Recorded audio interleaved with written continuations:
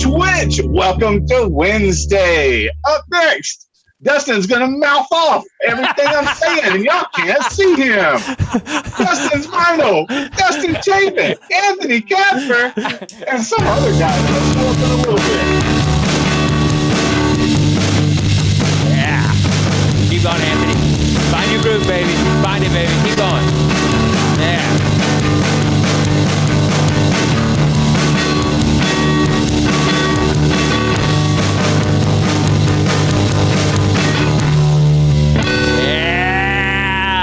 See, Anthony, there it is. There it is. I'm finding my groove.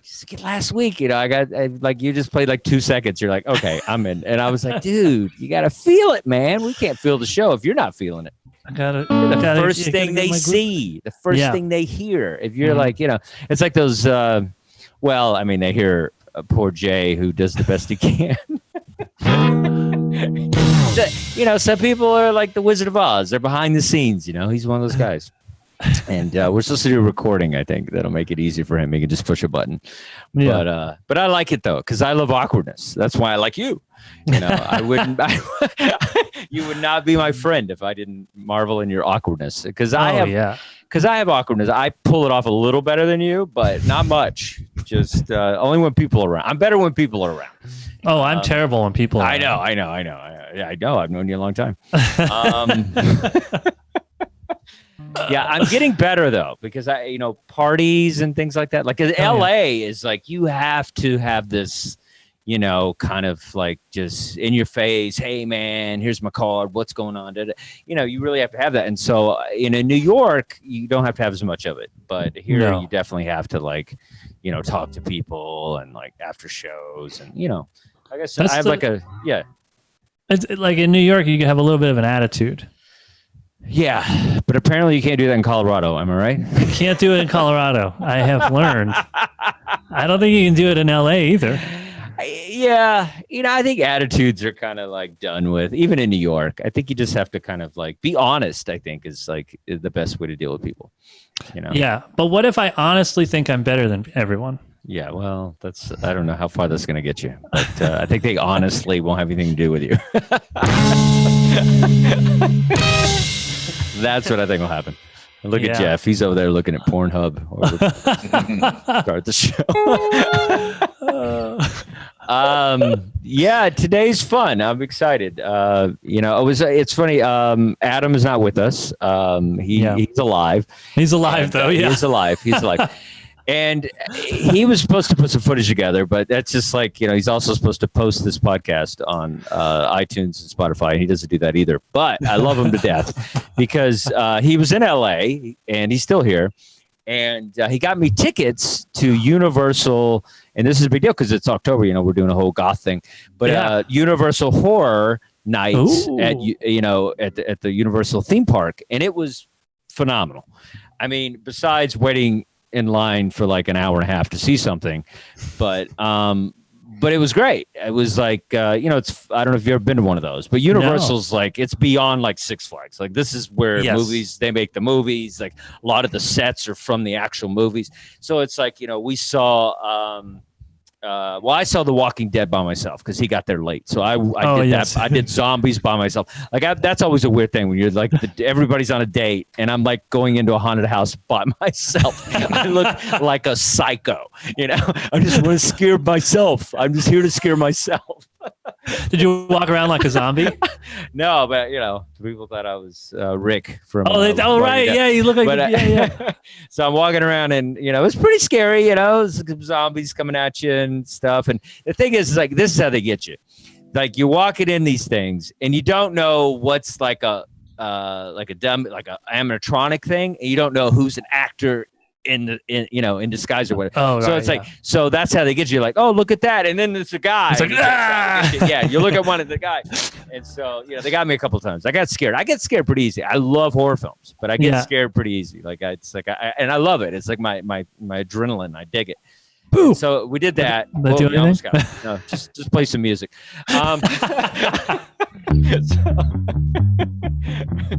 It's 500. Nice. Is that what that is? I don't know. It's kind of like a B-52. Yeah, Peter Gunn. See, he knows. He knows what's Yeah. going on. I don't even know what Yeah. it's just coming through me, you know? Yeah, it is coming through you. So anyway, so then we did Halloween 4, which was kind of like, the movie's coming out. And so that was pretty cool. They basically take it through the house of Michael Myers, and they're playing the music. And that was another thing. They had like 8 fucking Michael Myers, and then they had mirrors everywhere. So it was like 50 of them. Oh, that's pretty cool. And then you didn't know which one was going to jump at you. Yeah. One of those things. They had people stabbed and blood everywhere. It was good, man. It was good to hacking, stuff. It was good. And then we saw, Jeff will like this one because I bet this movie scared him as a kid. But teenager, 20-year-old, however it was, but The Exorcist, and that was and that was a good one. Yeah, I knew you would. Movie. And it was like 90 minutes to fucking wait in line for this thing, and so you're just like, I hope it's worth it, and it was terrifying. It was great. It was great, and it was just like they really did a great job. And they had this one thing, with a girl, like they had another thing where you couldn't tell if it was the fake thing or not. And then she just kind of ran across the bed and she scared the shit out of me. I literally almost had a nugget right there. And and they had the priest falling on the thing. It was great. It was really good. And the lights and the music, it was really good. So anyway, if you get a chance, Universal Horror Nights in LA, it's worth flying here, getting here. It's a lot of fun. And I love to be scared. It's my favorite thing in the world. I love horror films are my favorite thing. Oh yeah, love them. I fall asleep. There's a kind of a running gag with me and my girl Leah. I fall asleep during horror films. Yeah, because my parents argued a lot when I was a kid, so the sound of yelling comforts me, and I just knock right out every time. That's very funny, and it's real. Maybe that's why I'm kind of comforted by. I don't fall asleep. Yeah, but you didn't have dad. So nobody yelled at your mom. Well, she was dating, and and my family with it. Like, did she have like a weird like step boyfriend thing? Did one of those for a while? Yeah. Did she ever remarry or no? She didn't marry him. No. Oh, okay. There were a couple of guys, and then there was one. I didn't. Some of them were cool. The Take you to baseball games and shit. Yeah, go fishing. Yeah, things like that. I went fishing a couple times. I don't know why that makes me laugh. You don't see fishing coming from Anthony. You know. We'll break Jeff in. Hey, Jeffrey Paul, everybody. What's up? Try to do a proper show. Doesn't work. Yeah, that does make me laugh, though. A young, little, skinny Anthony Kapfer just trying to get some sort of male role model in his life. Yeah. Some dude smoking butts, trying to catch a catfish. It's funny. Yeah, he was like, Zepco. He was like, when I wasn't looking, he was like smoking weed. It's so hilarious. That's what I want. That's what you want, a stepdad. Yeah. Yes, I love horror films, love all that shit. My family used to scare the shit out of me as a kid. Like they would, like my brothers would hide and put on masks and like smother me, which I found out that wasn't a good thing. But with a pillow over my face. I think they were actually trying to I think they were trying to kill me. I think they were.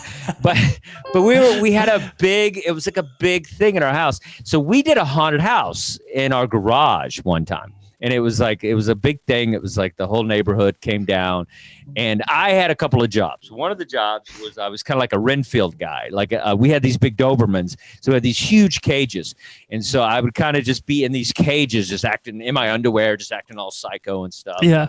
Slamming my head. You were in a cage? In a cage, just like rattling the cage, going, I'm crazy, That's great. That was one of them.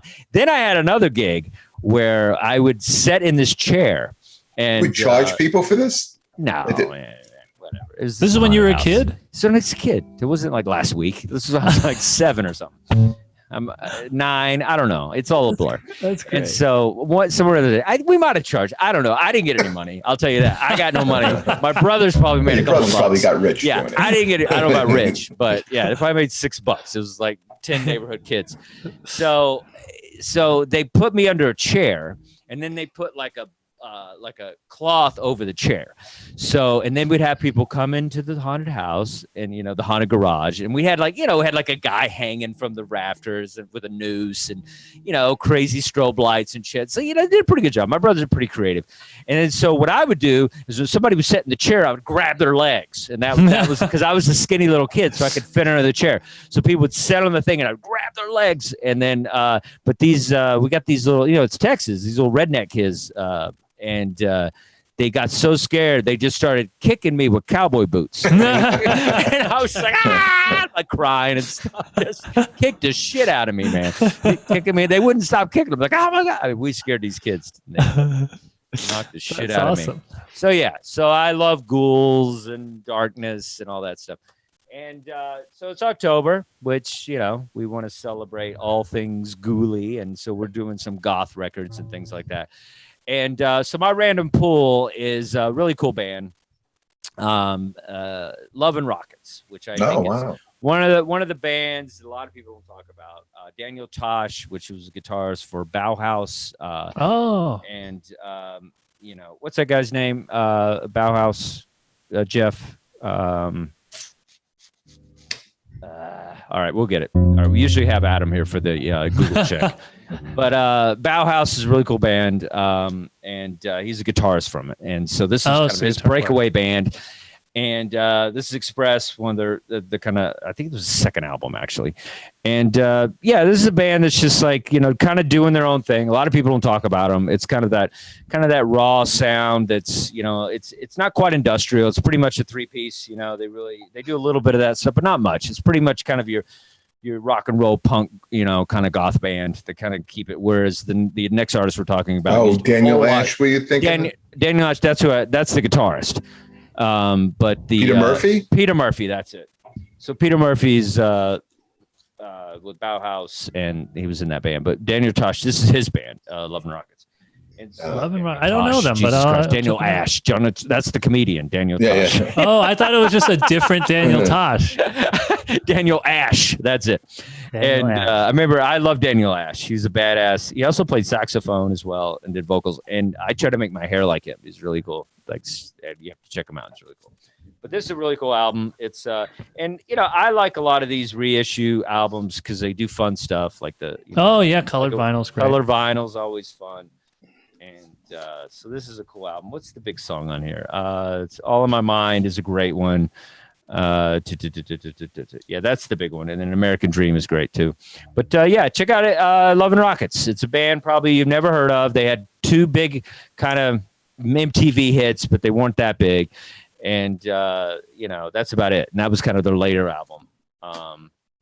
So today we're talking about a cool band that kind of, I got the t-shirt, little Rob Zombie t-shirt. And, this is a band, White Zombie before Rob Zombie went solo. This is a really kind of opened me up, really was everything that I am is, this kind of music is so much fun for me because I feel like it kind of incorporates kind of all those kind of taste that I have, which is like, goth and heavy metal. And I like the best way to describe this kind of be funky metal. This is like funky metal. Yeah. Funky metal. It's like, it's doing a lot of different stuff. This is the 4th release of this band, White Zombie, Astro Creep 2000, from producer Terry Date, I believe, who also did work with Pantera and Soundgarden and the Deftones. This album, I mean, I didn't have the album, I had the CD because that was the time. It was, it was 95, I think. 95. 95. And so CDs were everything. There was so many people, I think Jeff included, that got rid of their albums because it's like, there's no need for these stupid things. Worst decision they ever made, man. Yeah, I did that. Yeah, but but that's the thing. But I tell you what, I feel like this particular kind of music kind of really, it sounds great, on digital. Like it's kind of meant for that. So, I mean, I was thinking about getting it on vinyl and I don't think it would do it any justice. There's some music that sounds good on vinyl and there's some that's like, yeah, you're fine. Just listen on your Spotify. You don't really need it. But, so this is fourth final album of the actual complete group, White Zombie. And so this is, this album is, it's kind of a breakaway a little bit more into kind of more industrial stuff. Yeah. Like Sexorista was kind of their big breakout album. And there was a little more punk and rock and roll stuff with that. And this one, they kind of, had this industrial sound that they added on top of it. And a lot of these tracks, apparently there were 72 tracks that they recorded at the time. And a lot of these riffs were just, nobody knew what they were doing. because a lot of they would play these guitars. What was the guitar? So I got some of this stuff here. We'll send Sean Usvult, that's the bassist, and him and Rob Zombie apparently had some problems with this album because he wanted to do something a little more traditional. Rob wanted to kind of go to more industrial direction. And so they were playing a lot of this stuff. And let's see, where's the guitars? Let's see. Okay. Oh, so, all right. So they brought in keyboardist Charlie Clouser, who did some work with Nine Inch Nails and Marilyn Manson. Nice. And John Tempest also did the drums. And so they wanted more of an industrial sound. So basically what they did, they recorded all this stuff and then they put the riffs over electronic rhythms. And so that's how this whole album, and this album is fun, man. It's like, it's got a lot of stuff. And, I don't always like that when they overproduce and add sounds and things, but, I love it on Dark Side of the Moon, and there's certain albums that pull it off. But this is fun. It starts out kind of a carnival, you like hear this kind of spooky clown music shit, and then they just kind of bring it into this thing. And I was listening to it yesterday, driving in my car in LA, man, and with the windows down, and it's just, it doesn't really. It's not aged like a lot of 90s music, it holds up, you can't, I feel like it kind of kept its coolness, and I know Anthony's a big guy when it comes to like music's like getting out of its coolness. And so this music I feel holds up, and, it's Geffen Records, which I don't think Geffen has made a bad album. I mean, they've really had, worked with some great artists over the years, Guns N' Roses and, a good tons of people, but there's a lot of great songs on here. The big breakout hit was More Human Than Human. It was actually nominated for a Grammy. It was such a good song. And also Electric Head Part 2 is a really good one as well. And Supercharger, a lot of great songs on here. And I really love this album as a whole. I feel like it just adds a bunch of funky, weird shit. And it's basically the reason I dress the way I do has a lot to do with Rob Zombie. I remember one time I wore this actual shirt. I was wearing a black cowboy hat. My beard was pretty bushy at the time. And I was in front of a Boston Comedy Club. And this girl came up, and she was this Asian girl, and she barely spoke English. And she asked if I was Rob Zombie, and I said yes, I'm Rob Zombie, and I went home with her as Rob Zombie. So to this day, she's telling somebody she slept with Rob Zombie. I know that's not right. It's a very Me Too movement, but would Rob Zombie wear his own shirt? No, that's on her. Like, I thought she knew at some point. So I went with it. So Rob Zombie got me laid once, but it was the height of this album. But I love this album. I think it's a fun, good time from start to finish. It has the theatrical thing that I know Jeff likes, all that kind of theatrical stuff, and I really enjoy it. And it's interested to see what you guys think. But it's Astro Creep 2000, and I kind of put this together, as I was walking through the door. So I hope I did a good job. All right, there you go. Oh yeah, it was great.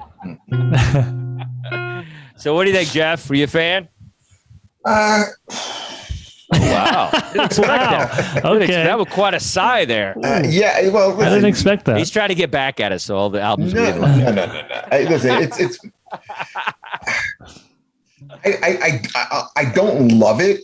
I don't hate it. Okay. I do love More Human Than Human. I think a lot of the songs I feel like they kind of like repeat themselves. I think to me it gets a little annoying with all like the movie tracks. Although I did catch. They did sample a little bit of the Omega Man, which is one of my favorite, of that genre movie. Once you know what he is, don't you understand? I mean, I think the movie stuff makes sense more. It absolutely, it does. And I'm not, and I love Rob Zombie for his creativeness. I saw Rob Zombie open for Butthole Surfers. At what was the place by Gallagher Steakhouse, Dustin? There used to be a Roseland. Oh, Roseland. That was a great venue. It was a great venue. I saw White Zombie over Rob Zombie open for Butthole Surfers, and they fucking blew Butthole Surfers off the stage. I mean, they were good, but I mean, they're a great live act. I've seen them, on with Pantera and Deftones, and they're amazing. But I think this whole album is just like too much of of the same. I do agree with you. What was it? What's it? Electric Head Part 2. I really liked as well because again it had like for this album a softer sound compared to everything else. This is a really heavy album, but also like you said, it's 95. Think about what was happening in 95. 9 Inch Nails, Bowie was changing into industrial, Skinny Puppy. These were all bands. Manson, yeah. Right. They industrial was the sound of the time, and this is a reflection of that time. So for what it is, it's fine. For me, it's okay. I don't hate it. I don't love it. But I don't hate it. Yeah, I think the fusion is just a lot of fun for me because I'm a big fan of like just a bunch of genres and things happening at once. And I think it's like, I think he got a little more refined with it, kind of in his solo stuff.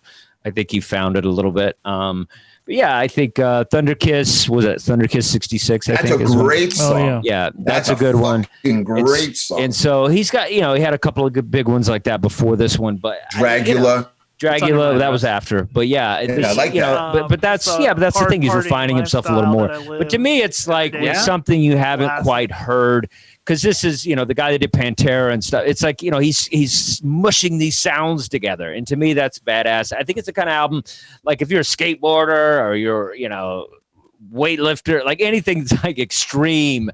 This is a great album for that. There's a lot of sound. That was another thing that you had mentioned about being it on CD. There's a lot of sound. You want to catch it. The other thing I was thinking is like when I'm listening to this, how is this never the soundtrack of any John Waters film? Well, he did his own sountracks. He made his own perfect. movies. Yeah, did you say John Waters? John Waters, yeah. The Hairspray guy? Yes. Why would this be soundtrack for him? Because I think this is like a lot of hillbilly punk, and he used especially like later on in a movie like Crybaby. That's more rockabilly. A little bit. It was more rockabilly. A little bit. More rockabilly. Crybaby was. That certainly was. Yeah, I don't see this as like John Waters. I don't associate the little dude with the pencil mustache like doing this kind of music. I don't. No, I'm just listening to you. Yeah, it's a little heavy. It's not. Yeah, it doesn't really. It's more like he was more kind of 50s and throwback and that kind of 50s, stuff. 60s, yeah. Yeah, I don't know. I'm curious why you came to that conclusion because I mean because I think if he would have made a more of a modern movie, Rob Zombie, this type of song. Are you thinking David Lynch? No, I'm thinking. Okay. I know. I'm thinking David Lynch would also work. David Lynch, I think, would be more appropriate. I think, but I don't know. But even then, it's like I don't know. I think it's like he did his own thing. He did his own movies and he made music for it as well. I mean, he added some, the fact that he did, he took Freebird and did a whole scene in the movie where it's just like they're shooting each other and one of the devils, what was it? Devil's something. I don't know. Devil's Rejects? Devil's Rejects. That's it. And they're like, it's a shootout and it's the whole entire song. They play the whole song. So basically 14 minutes of the movie is this whole song. It's a long song. Anthony Kapfer, you're up. Oh yeah. I liked this album. I had it on CD also in 95. Nice. I don't think I've listened to it since the 90s though. It was kind of fun. It's fun, right? I enjoyed it, man. It's like, it's just like for me, the stuff that Jeff didn't like is what I liked about it. I love the movie stuff, and I thought that really added a lot to it. The movie stuff and the carnival music. It's got good riffs. Real heavy. I like it. I thought it was good. I mean, later on, his band got phenomenal, like John 5 and all that stuff. Like it just, He had John 5 too? Yeah, he did. I saw him on tour with him actually. So I saw them live, Rob Zombie. I saw him open for Ozzy at the Garden. I saw him at the little stage at Ozfest. And so, it's like, he got that down, the live stuff is great. Like he's great live. And the thing is, it's an experience, it's like, it's about the movie. Visual. Like, his visual stuff is, it's always like screens and stuff, but that's what I like about it. It's just like, it's not just some dude just playing guitar. Like it's a whole experience and the whole Rob Zombie, White Zombie, that whole thing. I think that's why he had problems with the basses. Cause it was like he wanted to do something more like that Jeff might like. And then he wanted to do something that the world would like. But I just read a rumor that Rob Zombie was actually going to start. He was going to start filling in some dates, with the Eagles. It's all right. I'm going to hang out and try to get laid in that parking lot. I'm in between songs. Who wants some? Yeah, you know what I like about it too. Here's what's cool about this music: is it could be punk, it could be metal, and it could also be dance. You could dance to it. You can mix it. Yeah, before the guitars come in. You can still dance to it. I think you get a little heavier once the guitars come in. Like a mosh pit? Yeah. Everything. I think you could do. I think girls could dance. Guys, you could dance with a girl with this. Like, it's dancing. I've heard some remixes that were. I mean, more human than human. You could dance to that. I don't know. I just like. You can also dance to AC/DC if the song's right. I mean, there's but I just enjoy it. I think it's fun. Any Twitchers out there? I don't know if you guys like Rob Zombie. More Human Than Human is a song you want to put on like before you're going to fight somebody. That's a good song to put on. That would get me pumped, man. I think I think you could fight to Air Supply, Jeff. I think there's a lot of rage in there that nobody knows about. I'm listening to this at the gym, and I'm just getting. And when that came on, that is getting me psyched. And then you just want to get aggressive. You want to push people out of the way. And you want to fight. That's what you're going to enjoy it as long as that's playing in the background. Well, let's talk about that. So, all right, Anthony. So you have a fight. Okay, you got to. Let's say you got to fight. Who would you be scared to fight? Who's somebody you would not want to fight? Like a famous person? Or I don't know, just somebody. Like, I mean, mostly anybody. I'm not. All right, let's say Mike Tyson in his prime. Okay, right? yeah. And so you got to fight Mike Tyson in his prime. Okay, he's 20 years old. Oh boy, he's unbelievable. Am I 20 in this scenario? Yeah, you're 20 and you're ripped and you've been training for 5 years with the best of the best, and so you have to fight Mike Tyson. Okay. Okay. And, what song are you playing? What song are you playing to? You're probably going to get beat up, but you have to fight this guy or they murder your mother. So you're fighting Mike Tyson and you got to pick a song. What song are you picking to rev you up? I would know that I'm losing, so I would immediately go for Comic Relief. And I was at a bar one time and these two guys like bumped into each other. They started yelling and pushing each other or whatever. And as they were getting into their fight, whatever song was on faded out, and then they're fighting, and then you just hear the jitterbug, and then Wake Me Up Before You Go comes on, and it was the funniest thing I've ever seen. And I don't think the two guys had any idea how hilarious it was that they were fighting to Wake Me Up Before You Go. So I would pick that song. All right, that's cool. Awesome. Let's see, Phoenix Feathers 420 says, I always like Zombie.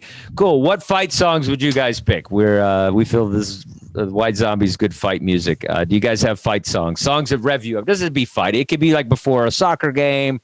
I love these scenarios. Just a song that pumps you up. Let us know. What are songs that pump you up? I like Dirty Deeds. That song. I like that one. Dirty Deeds Done Dirt Cheap. I don't know. Anything AC/DC. I think I'm pretty good with AC/DC. I could fight to pretty much all their songs. What about you, Jeff? You got anybody? Yeah, definitely. I've actually thought about this for. Oh, you have? Okay. Yeah, no, I love these type of scenarios that you're throwing out there. So sure. Yeah. For me, it would be Iron Maiden, Hallowed Be Thy Name. I'd come out to the slow part. And then when it kicks in up to the gallop, that's when I fight. And I always think I would fight Tyson. I'd lose, but I'd fight him, as long as that song was playing. I like it. All right, what do we got here? We got Happy Miss Gift says, what songs go with pain pills for after fighting Mike Tyson? The Eagles. You don't know. That's the running gag. It's Anthony hates the Eagles. And I don't Jeff like them. is always I defending. don't much care for their stuff. Makes it funny if you follow us every week, which I know most of you are like, why am I watching this? But we appreciate it. What else we got? Rick Astley. Yeah, Rick Astley, it's like there's something to be said about there's the aggression music that Jeff is going to, I think Welcome to the Jungle I could whip some ass with. Yeah. It's a good one. That's a good one. That'll rev you up. I've seen football players and stuff. Like that's a good one. Can I share some with you, Dustin? What's up? I'll tell you what me and my friends used to do during high school. Okay. Oh God. What we used to do is we used to smoke weed, right? Of course. Then we would go into my friend. It'd be four of us. We'd go into my friend's parents' room. We'd put on Rush 2112, the first side. Shut the lights and just fight until the end. And wrestle. That's right. I remember you telling me this before, and then I just and I just knew that you were in the closet after you told me. We would just kick this shit out of each other for like the 20 some odd minutes that record would be on. Yeah. See, when you told it before, it was more like soft wrestling. But now you're just like, you're trying to be, make it more masculine. Like, we beat the shit out of each other. But when the first time we told us, like, yeah, we like wrestled and kind of held each other. No, we weren't caressing. It wasn't like it was getting into like male gay porn. It wasn't getting into that territory. We were like hitting each other. And you didn't know where the punches were coming from, or the elbows were coming from. That's hilarious. Mad Davin says, I smoke weed too. It's like we're the same. You say we're all the same, man. All the same. Anthony, best weed band, go. Best weed band. Oh man. I'm gonna say, I really like listening to the Beatles albums, the later Beatles albums. Stone. I guess those are weed albums, like after Revolver, 65. Yeah. Revolver, and I guess Sgt. Pepper is supposed to be more of an acid album, but that's a good one to listen to. Stoned, I think. Yeah. And then Pink Floyd. Dark Side of the Moon is that's definitely up there. I'm gonna go Benny Hill. It gets me going. Good weed band. I mean, technically, because I saw Zeppelin when I was a kid, so Zeppelin I feel is very associated with weed. I feel like that's good. That's good grooving music when you're high. I'm not a big Grateful Dead guy. I've tried to get into Fish or whatever. I can't really get into. I never heard a Fish song. I can't either. I hear you hear one for like 6 days. They last for like 6 days. Yeah, it's like one song is the whole festival. Someone said a good one here. I think this might be Jay, but Tenacious D. Oh yeah, which is a good weed. Yeah, because it's good. It's fun. It's good. They're very talented together and they're funny. So good. Yeah, I think that's definitely a good one. But yeah. How about Skinner? Yeah, sure. I mean, all that music in the 70s. Rock music. Yeah. Smoking. I mean, it's kind of it depends how heavy you want your lyrics. I think it's why Tenacious D is a lot of fun. So great. Jay Dies a lot says they play music, not songs. They do singing. They sing in that. They sing. Jack Black sings. What's the difference between a music and a song? What? Jay said they play music, not songs. Jay's a lot's not going to answer you ever again. Oh, Fish plays. Oh, Fish. Oh, Fish. Okay. Oh, right. Yeah, it's just a never ending. I thought it was Tenacious D. I was Me like, too, I got confused. The chat confuses everybody. Yeah, it's songs. I get it. Yeah, it's music. It's jam music. I mean, they're talented. Yeah, it's to me, Allman Brothers is that. It's like these. They'll do like some lyrical stuff, but then there'll be like 6 minutes of jamming and stuff. And I like jamming. I don't know. I just never. I think it was people that like Fish made me not want to even try to get into Fish. Yes, because it was always some dude that's like a little too into it. I have no interest because of the fans. Yeah, it's like some dude that's been selling hacky sacks in a Volkswagen van for the past 40 years, selling spaghetti out of the back of that van. It's always the people. I'm just like, I'll see you in Springfield. And they might be that good. I think that's what happens. You go to this show and you're like, oh my God, I'm going to sell everything and make candles, Follow them around. I worked fish shows. They were fucking awful. They were awful. I mean, and when I mean by awful, I don't mean the band. I mean dealing with the people. Sure. They were long jam thing. People like all the stuff like I'm making fun of. People selling spaghetti. The hacky sack. People just camping today. It's kids having fun. It's kids having fun. It's like I get that. I never got that, even when I was a kid trying to have fun. Yeah. I can't believe these kids having fun out there smoking that weed. They were like the new Dead. It's the same vibe.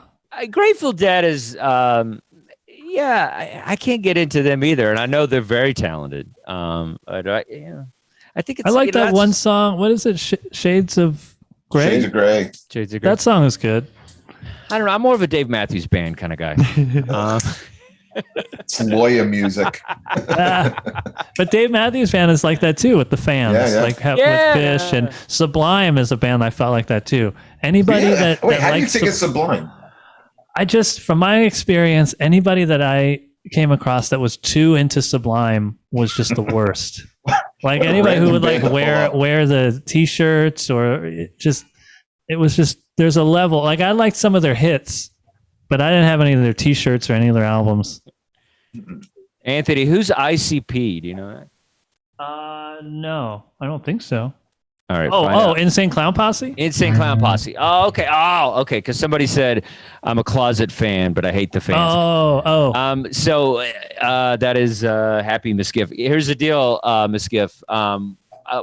We have some comedian friends of ours who opened for Insane Clown Posse, and Joey Gay and Joe Matarese, and they said they threw bottles at them. Like they were like the fans was just like throwing bottles and cans and shit, like throwing trash at them and stuff. It's like it was the worst opening gig they ever had.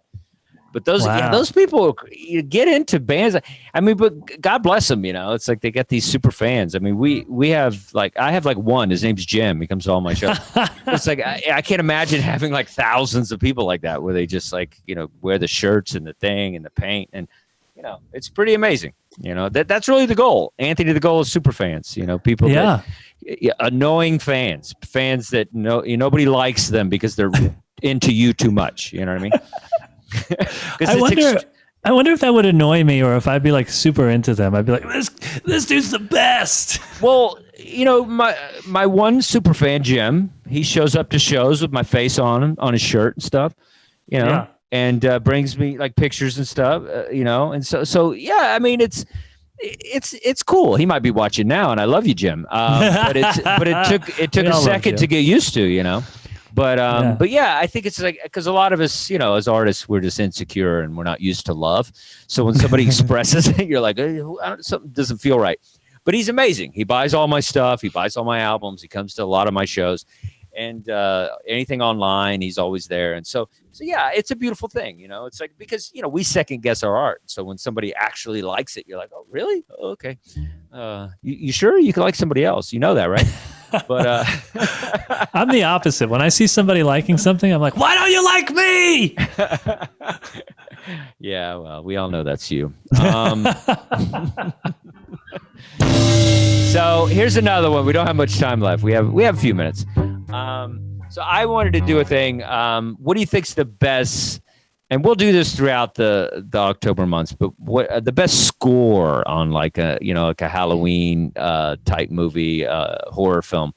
What do you think? Like what's Halloween, Friday the 13th, Exorcist? Oh, like the theme song, or the score. Could Jaws be in that genre? Jaws has a great song. With like the music enhances the movie. Okay, like a character. I've had this discussion before. There's monster movies, and then there's horror movies. I think Jaws is more of a monster movie, much like Alien, whereas horror is more like Halloween. So slasher. You got the Frankenstein. That's another genre, I think. Yeah, that's a monster. Right? That's monster. That's monster. That's straight monster. But I don't know. How about this? What Halloween is a great one. Halloween is great.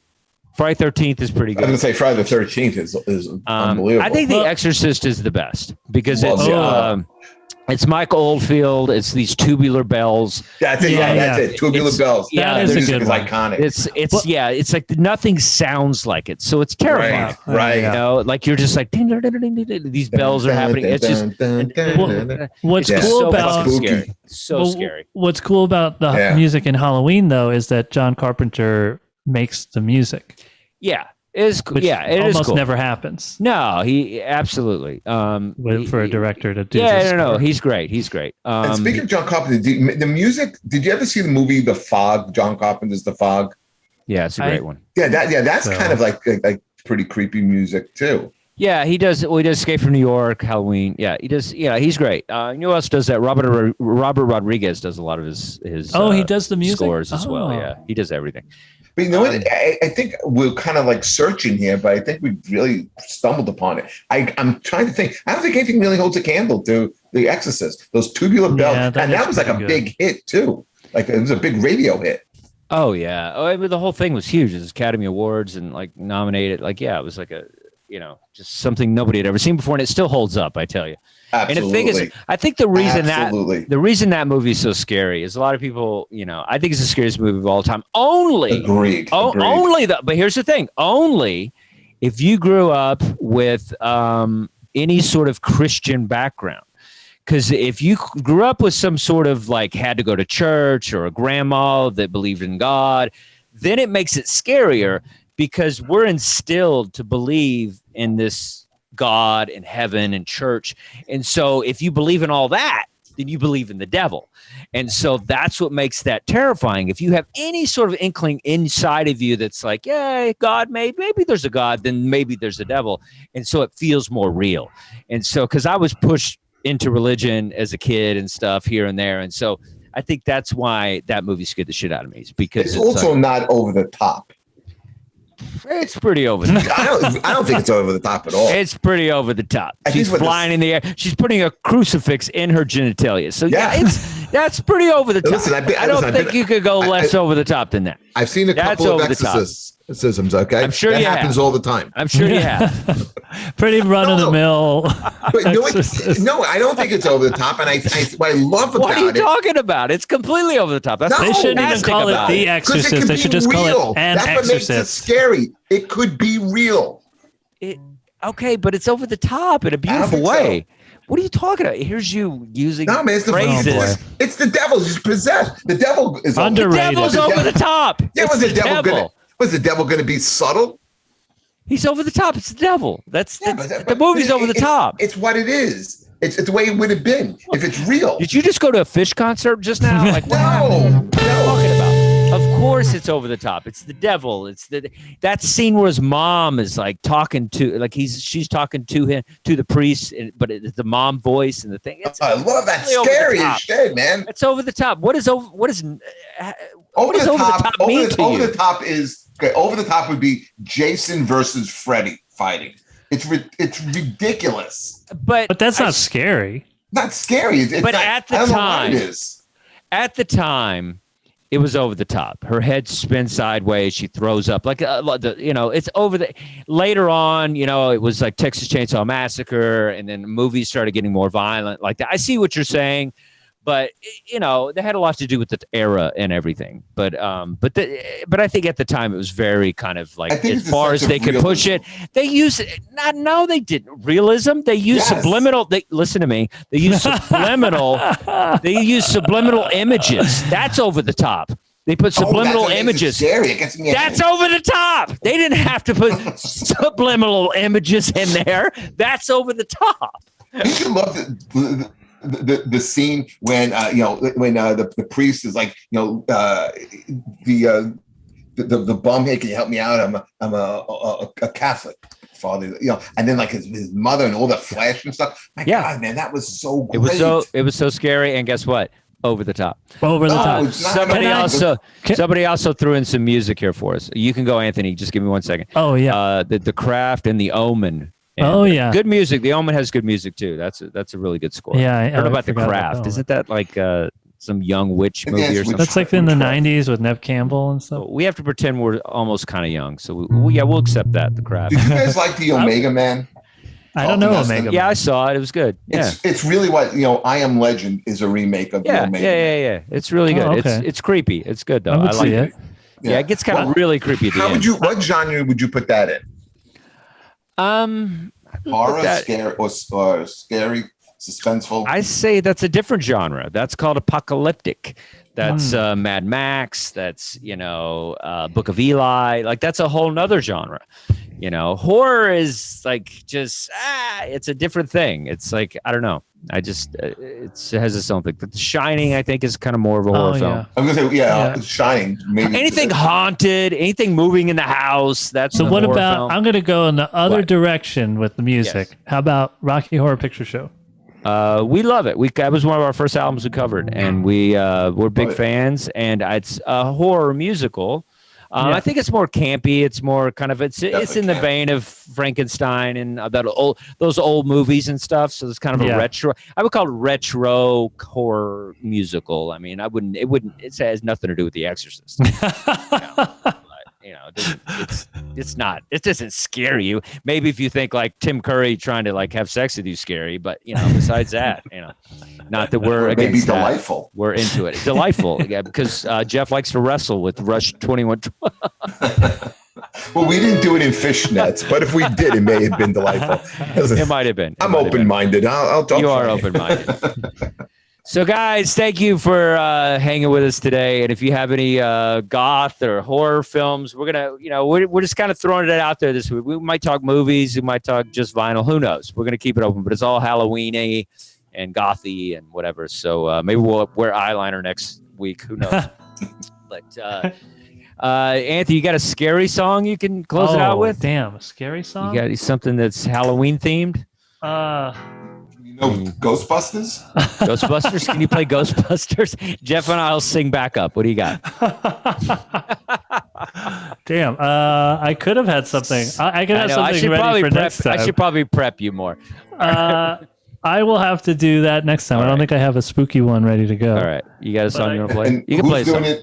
Is it Anthony's turn next week? Yeah. We'll do Anthony. We'll do you last because you always have the So I should have saved my Satan song from last week. Now that song went on to way too long.